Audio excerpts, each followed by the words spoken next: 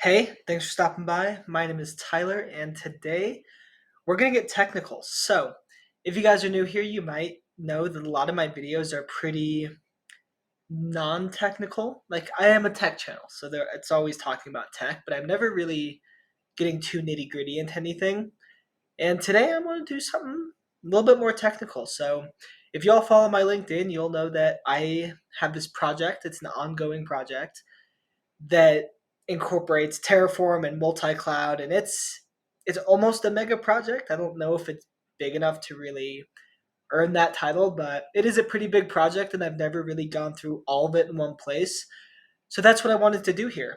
I won't be going super in depth because I actually just recorded like an hour of content where I did go super in depth, and it was a bit much. So we're going to try to keep it a little bit high level, but we're going to go down into the nitty gritty in some things. So let's get right into it. Okay, so here we are in my project, or a diagram of my project, because it is at the size where if I didn't have a diagram, I think I would really lose track of what on earth is going on. So let's get into it. The way this project is mocked up is it's pretty much designed to almost mimic what I think a company would look like as far as their cloud architecture goes. There is still a lot of things that I need to add, but I wanted to share what I had so far to kind of show off what I've been able to do with Terraform and different cloud providers. So the way this generally works is users will access a CloudFront URL and then be routed to one of two locations based on where they are located in the world. So if you're closer to the United States, you'll be routed to this virtual private cloud right here on the top. And if you're closer to the Tokyo servers, you'll be routed to a different quote unquote homepage in Tokyo, or that's hosted out of Amazon's Tokyo based servers. So after you access this homepage, you will be given different options to navigate to different places on my domain. So the main three are going to be Mumbai, Singapore, and London. And the reason I have it set up like this, where I have almost identical applications in different regions, is because the idea is to enforce data sovereignty. So if you have people that you only want them to access the London site, you can set it up so they don't have access to authenticate to Mumbai or Singapore. They can only access London. And the way I enforce that is all of my applications or servers are set up to use OpenID auth, I guess with Apache, and have it integrate with, if I can zoom in, Microsoft's app registrations authentication service. And the way this little module, I guess we can call it, works is when the user requests to access our application through our application load balancer, they are redirected to the Microsoft login page. I'm sure you guys have seen it before. And if they're a valid user for that app registration, they will be redirected back into our application. And if not, well then they'll be denied. So you can see here our little pretty simple setup. It checks the user and the password, make sure it's correct, uses Active Directory or Entra ID to do that. I say or because I know I've heard people call it both, even though the official name is Entra ID. Anyway, after that, they're routed to one of three application servers that are all part of a load balancer. Oh no, these aren't part of, well, they sit behind a load balancer. I meant to say auto scaling group, but just three individual servers that sit behind a load balancer. So that's our setup here. That's the core of this project is our two home pages that allow users to navigate to three different applications. A fourth option is available, which actually they can go and access a Kubernetes cluster I have set up. But let's actually do a quick demo. And then after that, we're going to kind of go a little bit deeper and look at some of the specific services and things that I have going on. So real quick before the demo, you can see I have lots of Terraform scripts set up to build all of my AWS stuff. The only things that are not set up by AWS is the DigitalOcean Kubernetes cluster and the Azure side of that authentication process. So let's do a quick demo. What we're going to do is we're going to actually, I already have it open because I recorded this before. This is our homepage, and if you actually, or if I actually get our Route 53 route, or our CloudFront route rather, and see when we access this CloudFront route, it will bring us to our homepage here. And from our homepage, we can actually go ahead and select any of our 4 options. So we'll start with the Kubernetes cluster because it's the easiest to look at. You can just see we have a little homepage here, and from there you can navigate to various places. I do have a couple things turned off right now just because I'm still playing with it, but for example, we do have our smiley face application working, and you can see it just routes to another page that I have set up.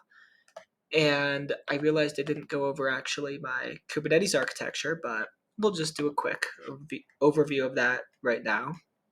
So the way I have this set up is I have in this Terraform script, I can actually show you. We can go DigitalOcean Kubernetes. Where is it? Yeah, you can see we actually have an A record that points to the public IP address of our DigitalOcean load balancer, which is how you actually access the ingress resource I have set up on my cluster. So after you get to that ingress resource, go back down here, you are pointed to the default service, which is our homepage essentially that you saw that had the different things you can navigate to, 2 of which are turned off, but that's okay. Work in progress. Well, it was working and then I broke it because that's just what we do in the tech field. But you can see you get routed from ingress to our default service, which is exposing a deployment, which is our homepage. From there, you select a homepage action, and this will actually navigate you back through this right here. It will route you back to the ingress, can actually add the specific path to the service, to the deployment of our different applications. I don't have all of that mapped out for this just because it would be kind of a mess, and my diagram is already a little bit of a mess, but at its core, your homepage action takes you to various deployments for our applications. And if you are completely new to Kubernetes, basically what a deployment is it's an object in Kubernetes where it's almost like a mix between an auto scaling group and a load balancer in AWS, where you can have your deployment say it wants 3 pods at all times, 3 pods that contain your application containers. You can tell your deployment, hey, I want 3, but feel free to scale up to 5 if things get a little bit crazy. So you can kind of think of it like that, just a collection of pods. But we won't go too into that because Kubernetes is a whole giant on its own. Along with that, something I had to do to get these custom homepages working is actually set up a local Docker repo on my Kubernetes just master node. And from there I have I guess it could be master or worker. Mine's just a 1 node cluster because I didn't need anything crazy. But basically my nodes or my containers are pulling an image from this local repo that I made. And what this image does is it takes the HTTPD or Apache image and quite literally just swaps out an index.html file to give me a custom homepage. Really nothing crazy in there, just like the simplest image I could make that gave me some sort of custom web page to look at. But that's our Kubernetes architecture. So let's go back to our demo and navigate to, let's pick a region. Let's go to Mumbai. I think I actually was already signed into Mumbai, so this might be a bad example. Yeah, so let me close out of this really quick, and then we are going to set up a new incognito window. Oh, I didn't want Singapore. We want Mumbai. And you can see here, we're redirected to our Microsoft sign-in page. And if I drag this down here, the flow for this, like right now, we hit our load balancer and we triggered the auth flow. So now this is where Microsoft is prompting us to authenticate. So I do have users set up actually in Azure. Oh, I'm gonna, I just doxed myself. All right, my email address is showing. Very cool. So you can see after we hit our application load balancer, we got redirected to Azure here, where we are triggering the auth flow. So now, after we authenticate, we are actually going to be sent back, if I can move this without moving. Yeah, so we're going to be sent back actually to our application load balancer. And that is an important thing to note because I'm about to demonstrate what a failure looks like. Because one interesting thing about this flow is when you hit that application load balancer the first time, it picks one of these application servers to access, and the auth flow for each application server is a little bit different than the auth flow for any other application server. And this is important because after you go through this auth flow, you will be redirected back to the application load balancer. And while you've been authenticated, that application load balancer is going to route you to a different server. Not the one that you initially tried to access, because it doesn't really know to send you to the same server you first requested. It's going to be a load balancer and it's going to say, hey, the last request went to server 1 right here. We should send this next request into server 2, which actually breaks our auth flow. And I'm going to demonstrate that right now and show you what happens, or show you how we get around that, because it took me an embarrassing amount of time to figure out how to fix this. And I know I'm showing passwords here, but all of these users are going to be deleted anyway when this video is posted, so I'm not too worried about it. But we're going to pick a domain user that I made, and we're going to sign in as this domain user. So we're going to grab our password, and our application should actually fail because I think it's been over a minute since I prompted this flow. So we don't want to stay signed in. And if it's been over a minute, it should fail. Yeah, so we get a not found URL because it's not pointing to the right server anymore. It picked the wrong server. So to fix this, we just have to be a little bit faster. So new incognito window. And just like Lightning McQueen, we are going to visit our CloudWatch URL. I do have this behind a domain name, like if you see T1. But if you access it from the true domain name I give it, it doesn't work with HTTPS, but that's work in progress. So we're going to trigger Mumbai's authentication flow, and then we're actually going to be quick this time and sign in just like so. Nope. All right, and so now you can see we actually were routed to our application. So right here, it looks a little bit funny because I don't have the default path in Apache set up to actually go to the path where the index.html file sits, just because, real quick, setting up OpenID authentication with Azure is not an easy process. For some people that are smarter than me, I'm sure it is. But it took me weeks to get, not weeks, maybe a week and a half to get this set up.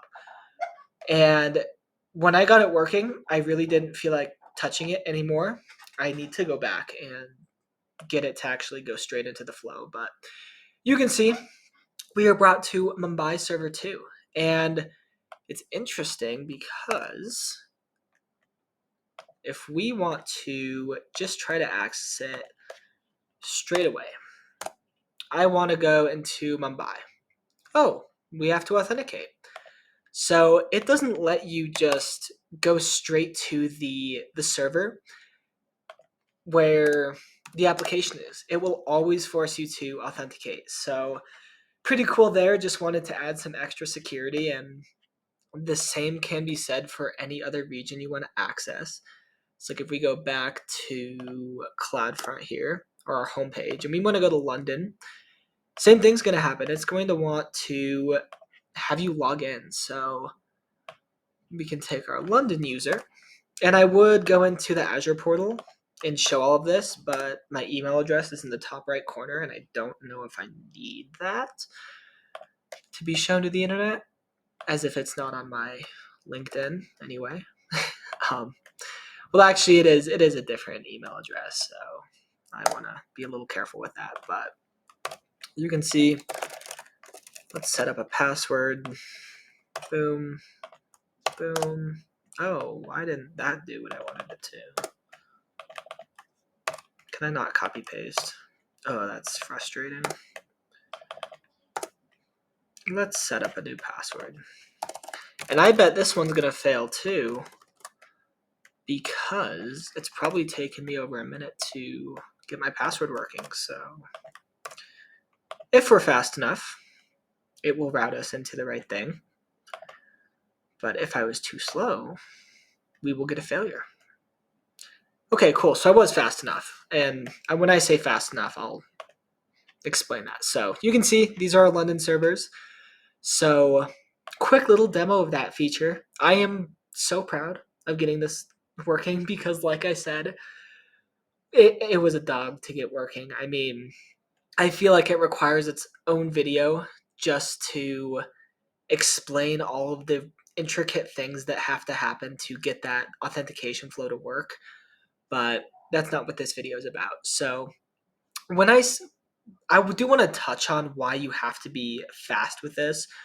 I showed you guys that it redirects to the load balancer, and I actually had to configure my load balancer with something called session stickiness on the target groups. So like if I go to Mumbai, this is where all of my architecture is set up. So when I search for stickiness, you'll see the target group actually has a feature where it will remember your request and where it's going to for 60 seconds. So anytime you click on one of my application or you access one of my application load balancers to my applications, you have a 60-second window before that redirect back to the load balancer will pick a new server. So that's how I get the load balancer to remember that request and route it back to the same server that you initially requested to access. So quick little demo there. So that's the bulk of my project. Effectively, the same thing happens with the Tokyo servers. It's not quite as built out as North America just because I don't access that region as much as the North America one, but it's almost a carbon copy. Like you get routed to the same, you have access to the same 3 applications. Really nothing too different other than it's in a different region. Okay, so now that we did a overview on effectively the core of the project, I did want to kind of dive in and talk about some of the other things in this project and maybe some of the specific kind of neat things that I set up that I'm personally proud of setting up and I think that are just kind of cool. So we'll start just down here. This is super random. What these are S3 buckets, and S3 buckets are an area where you can store things. So the reason I have these is if a team wants to store something, I want them to have a specific place where they can store their files. So like you can see, I have a generic archived files bucket. Maybe it's like old documentation or old policies or whatever it is. They can go into this bucket. And then I also have a lifecycle policy, which you can think of it like a timer. So for me, it's like 30 after 30 days, it gets sent into a different storage class. For me, I chose standard IA because it allows you to still access your files whenever you need them immediately, but it's not quite as expensive as just non specified S3 storage, or just like the base storage class. So a little bit of storage down there, really nothing crazy. Up here in this corner, these three boxes right here, this is my identity and access management controls. So this is so like in this company that like if users need to work on this application right here, they need Amazon accounts and they need access to what they need and preferably nothing more. We don't want the marketing team walking around with full access to our cloud because someone might be feeling inspired that day and just do something crazy and destroy the architecture. So, yeah, we want to restrict access to only what people need and nothing more. So, you can see like the first group I have set up is just straight up administrators. These are going to be your users that can be trusted to modify whatever they want in this architecture. Like they really know what they're doing. They have access and permission to access or to modify or delete or add to anything in here. So first group is our administrators. The second like group I made was EC2 administrators. And these guys only have access to modify your EC2 instances, which are our virtual servers.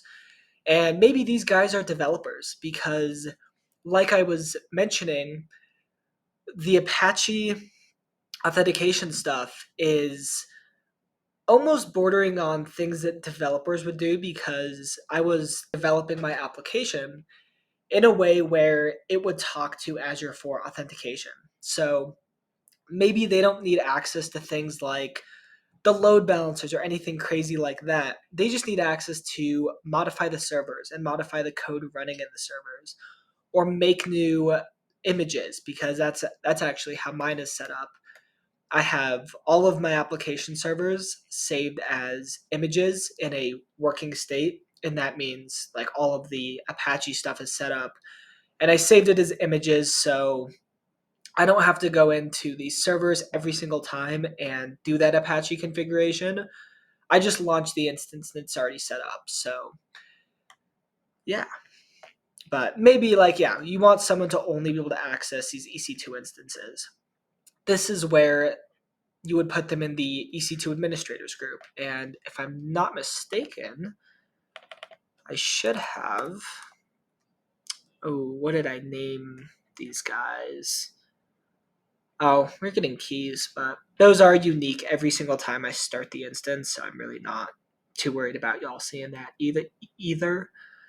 So like if we do EC2 admin, I should be able to find the configuration for it. So yeah, I just saw it there. EC2 admin. I'm looking for the actual permissions I have. Yeah, so this policy right here, this defines what my EC2 administrators group can do and the users inside that group. And you can see they just have full access to EC2. They can launch instances, they can delete them, they can modify them. They can pretty much do whatever they need to do to get their job done.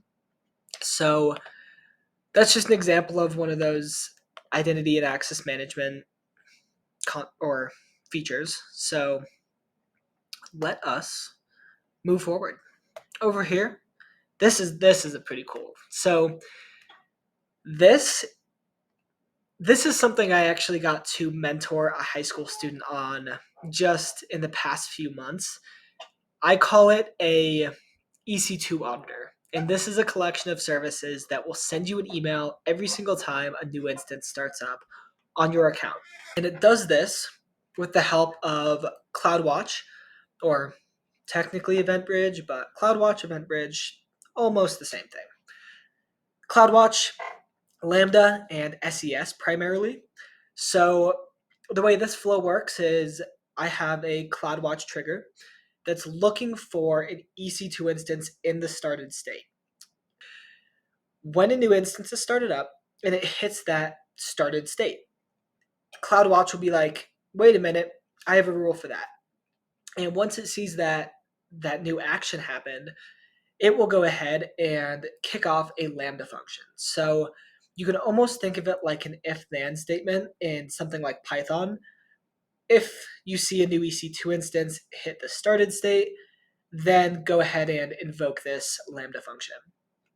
And this Lambda function basically builds an email. It's communicating with SES and building an email and sending it off to your endpoints or whoever you have set up to receive this email.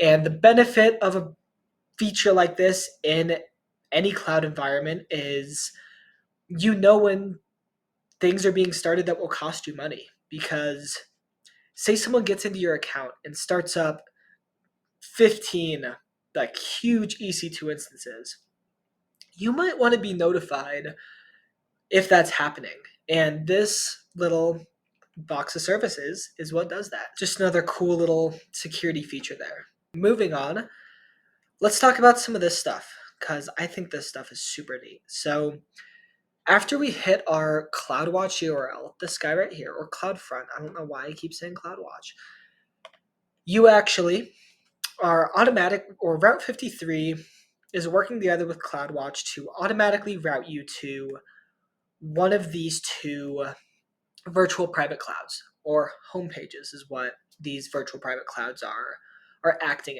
as.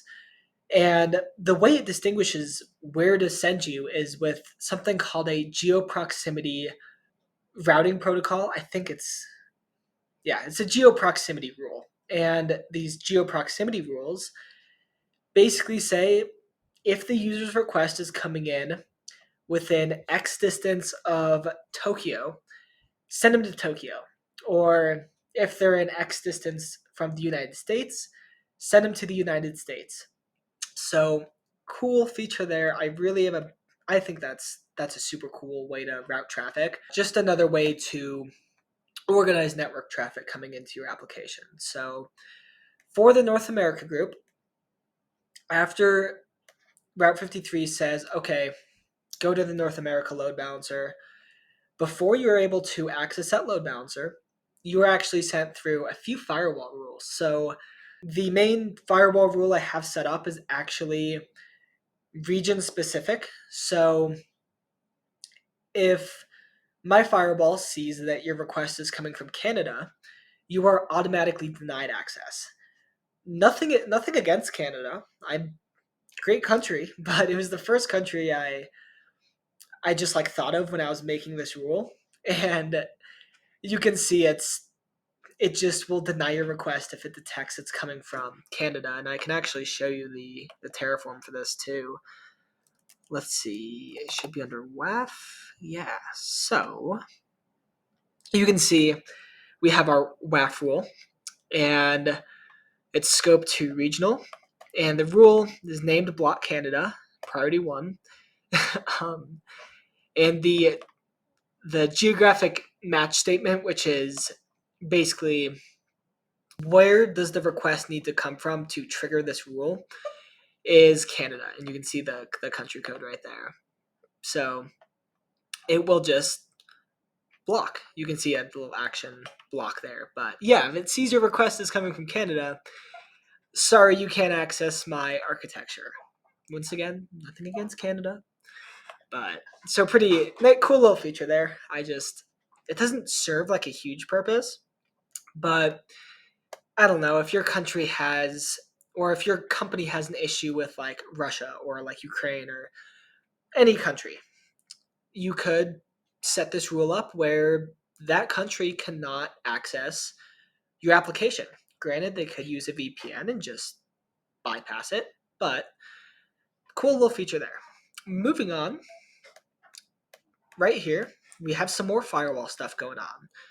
I have Amazon's Web Application Firewall service looking over my virtual private cloud that hosts my North America homepage. I have it looking over that, and it's looking for any sort of cross-site scripting or SQL injection traffic patterns.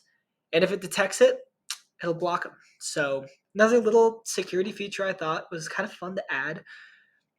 But after that, we hit our, if you're not from Canada, you're finally routed to our application load balancer.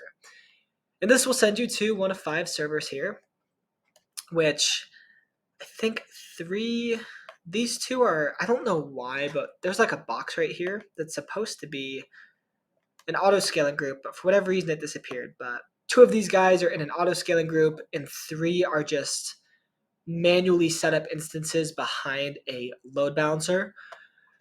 I like temporarily disabled the auto scaling group instances, but you can see our IP address is changing. So cool little feature right there. Once again, just more redundancies, so we can lose like multiple, we can lose 4 instances and our home site can still be up. So nice little just redundancy there. Ability to scale in case my website just goes viral and it needs to scale up. So after that, or I guess just part of this virtual private cloud, I also have virtual private cloud flow logs, and VPC flow logs log all of the network traffic coming into your virtual private cloud. So when these requests come in, the flow logs will capture the requests, capture the logs for them, and send them straight over to an S3 bucket. So I can actually show you this here. If we go to S3, and the benefit of this is like if you got attacked and you know exactly when you got attacked, you can go ahead and look into the logs here and say 28th, and I don't know exactly what that last folder was referencing. But you can see we have all of these flow logs coming in. So we can actually download this flow log if you would like, and we can open it in Notepad. Oh, it's encrypted, so need a key for that. But you can see it is collecting all of our flow logs here, which again, just a nice security feature in case you get attacked and you want to be able to look into the logs. So actually, is this how you access it? No, I need specific access, but that's okay. Yeah. Oh, I don't. I just need the S3 key, which I don't even know where I kept that, but that's okay. But you can see it is collecting logs on every single request that comes into our account here. So yes, I know I am showing my account number, but I have MFA and all sorts of features, so I don't feel too horrible showing my account number. I don't like it, but that's okay. So moving on, I think that is almost everything in my project kind of gone through. There is there is this right here, which I was building this forever ago. It was, I think I was building like an intranet of some kind for the company, and I was just messing with internet gateways and all sorts of fun stuff. But it is peered over here to our North America homepage, virtual private cloud. But yeah, work in progress. Don't really have much to say about that over there. But other than that, oh, this isn't even up to date. Yeah. Story time. I was trying to use Cognito pools instead of Azure for authentication, and oh boy, it was a mess. So I used Azure instead because it was significantly easier, and Microsoft Authentication is awesome. But yeah, I think that about wraps us up. All right, so that pretty much wraps up what I wanted to cover in this video.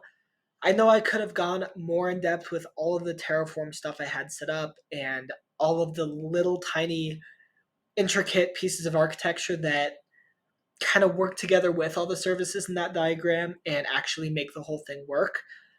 But that video would be like 2 hours long, so I kept it relatively simple. So With that being said, if you guys have questions about this project, or you're trying to do something similar and you need a hand, by all means, let me know. More than happy to help. Drop a comment. If you want to follow my degree-free journey through the tech industry, of course, subscribe. But with that being said, I appreciate you guys watching. Have a great rest of your week.